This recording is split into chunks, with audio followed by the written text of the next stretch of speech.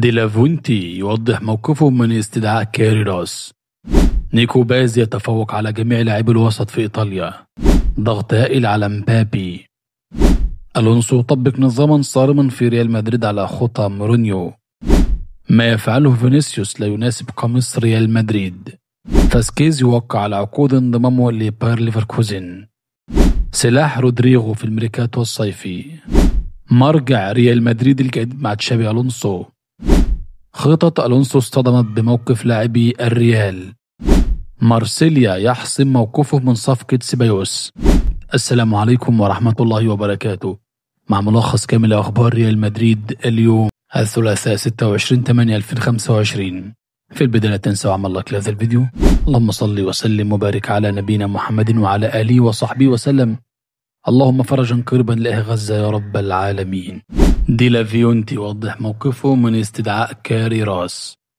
أكد لويس ديلافوينتي مدرب منتخب إسبانيا أن ألفارو كاريراس كان حاضرا منذ فترة لعبه مع بنفيكا، مشددا على أن انضمامه لا يرتبط بانتقاله إلى ريال مدريد، ليس لأنه ريال مدريد يمكنه الانضمام. نحن نتابع العديد من اللاعبين. نيكو باز يتفوق على جميع لاعبي الوسط في إيطاليا. يواصل نيكو باز لفت الأنظار في الدوري الإيطالي هذا الموسم بفضل أرقامه المميزة التي وضعته في صدارة لاعبي خط الوسط كأحد أفضل المواهب الشابة في أوروبا، بعدما تصدر عدة إحصائيات متقدمة تؤكد تأثيره الكبير في المباريات. ترتيب نيكو باز بين لاعبي الوسط في موسم 2024-25 كان كالتالي: الأول الأهداف المتوقعة ذات التمريرات الحاسمة، الأول في التسديدات على المرمى، الأول في الالتحامات الهجومية، الأول في التحركات الهجومية الناجحة.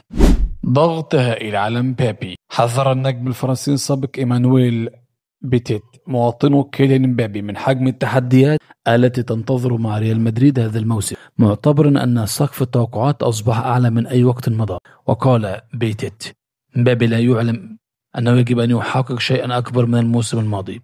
انتقل إلى مدريد بهدف الفوز بدوري أبطال أوروبا وجائزة الكرة الذهبية، لكن باريس سان جيرمان هو من حقق النجاح بدونه. التوقعات عالية جدا، ومع اقتراب كأس العالم الضغط سيكون هائلا عليه سواء في ريال مدريد أو مع المنتخب الفرنسي. وأضاف: كل الأنظار كانت موجهة نحو مبابي، وتم اختيار الطريق السهل باللوم عليه في مشاكل ريال مدريد، لكن الآن الضغط عليه أكبر من الموسم الماضي. ألونسو يطبق نظاما صارما في ريال مدريد على خطى مورينيو. طبق تشابي ألونسو مدرب ريال مدريد نظاما صارما يعتمد على مبدأ الجدارة، من يستحق اللعب يلعب، كما كان يفعل جوزيه مورينيو وفقا لصحيفة ماركا الإسبانية. ألونسو أعجب بأداء الفريق ضد أوساسونا في الجولة الأولى، لكنه شعر أن بعض اللاعبين لم يقدموا أفضل ما لديهم، وخاصة فينيسيوس الذي واجه صعوبة أمام الظهير الأيمن لوبيمو. في مباراة أوفيدو أجرى المدرب 4 تغييرات على التشكيلة: إشراك رودريغو وكارفاغال بدل ترينت ألكسندر أرنولد، ومنح ميليتاو استراحة، وحل ماستانتونو محل إبراهيم في الجناح الأيمن.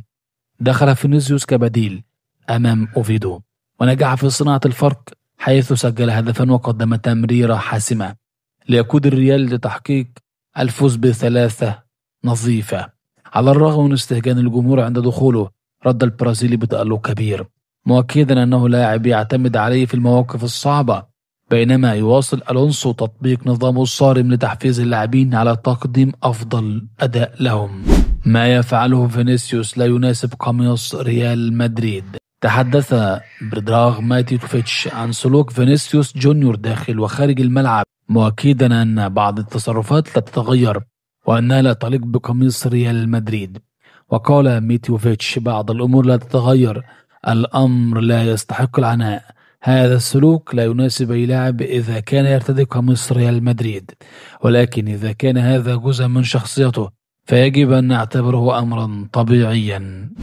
فاسكيز يوقع على عقود انضمامه لباير ليفركوزن. أكد الصحفي فابريزيو رومانو أن الإسباني لوكاس فاسكيز وقع اليوم على عقد انتقاله لباير ليفركوزن لمدة عامين، حيث يمتد حتى يونيو عام 2027، وذلك بعد وصوله إلى ألمانيا لإتمام كافة التفاصيل.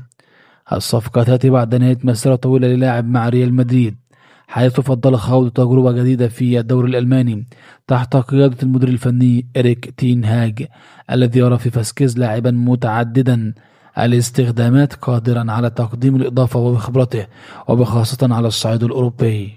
سلاح رودريجو في الميركاتو الصيفي. أفاد الصحفي ماريو كورتيغانا أن البرازيلي رودريجو لم يبدي رغبة في الرحيل عن ريال مدريد علنا، بخلاف زميله داني سيبايوس رغم وجود اهتمام متزايد من عدة أندية في الدوري الإنجليزي. رودريجو شارك مؤخرا أمام ريال أوفيدو كأساسي، حيث لعب في مركز الجناح الأيسر الذي يعتبره الأقرب لأسلوبه ولا أكثر راحة له، وما أعاد فتح النقاش حول مستقبله الفني داخل منظومة تشابي ألونسو، خاصة في ظل المنافسة الكبيرة على المراكز الهجومية. ورغم أن مستقبل اللاعب لم يحسم بعد، إلا أن المؤكد أن عيون أندية البريمير ليج تراقب وضعه عن كثب، مع استمرار البرازيلي في استخدام سلاحه المفضل الصمت. مرجع ريال مدريد الجديد مع تشابي ألونسو. اختار تشابي ألونسو أن يضع بصمته منذ اللحظة الأولى مع مشروع التدريبي في ريال مدريد، بقرار يعكس الوضوح والحزم، وهو جعل كيليان امبابي القائد والركيزة الأساسية للفريق. الماركة أوضحت أن هذا القرار يأتي بعد تجربة الموسم الماضي، حيث حاول كارلو أنشيلوتي الموازنة بين امبابي وفينيسيوس جونيور، وما نتج عنه تذبذب في الأداء وغموض في هوية الفريق. ألونسو تجاوز تلك المرحلة باختيار امبابي كمرجعية لا جدال فيها، استنادا إلى أرقامه الاستثنائية كهداف قادر على تسجيل ما بين 40 و60 هدف في الموسم، إضافة إلى نضجه التنافسي وطموحه ليكتب التاريخ بالقميص الأبيض. هذا الاختيار لا يقلل من أهمية فينيسيوس باقي النجوم. هذا الاختيار لا يقلل من أهمية فينيسيوس أو باقي النجوم، بل يعود تنظيم هيكلة الفريق ويبرز احترافية امبابي وسلوكه المثالي الذي يجعله القائد الصامت لمشروع يسعى لإرادة أوروبا في من جديد. قرار ألونسو يعكس في الوقت ذاته ذكاء استراتيجي ورهان على الكفاءة، ليكون امبابي هو المحور الذي يدور حوله مشروع ريال مدريد الجديد. خطط ألونسو اصطدمت بموقف لاعب ريال مدريد. كشف الصحفي ماريو كورتيغانا عبر صحيفة أثليتيكا أن تشابي ألونسو وطاقمه الفني كانوا يتطلعون لإبرام المزيد من التعاقدات خلال سوق الانتقالات الصيفي، إلا أن الأمر اصطدم بواقع بقاء جميع اللاعبين في الفريق تقريبا، وما صعب على الإدارة التحرك لإضافة وجوه جديدة. وبحسب التقرير فإن المدرب الإسباني كان يرى أن تعزيز بعض المراكز ضروري في ظل الدفاع وخط الوسط، لكن عدم حدوث أي رحيل في صفوف المرنجي جعل التوازن المالي والقائمة الممتلئة يقيدان تحركات النادي. مارسيليا يحسم موقفه من صفقة سيبايوس.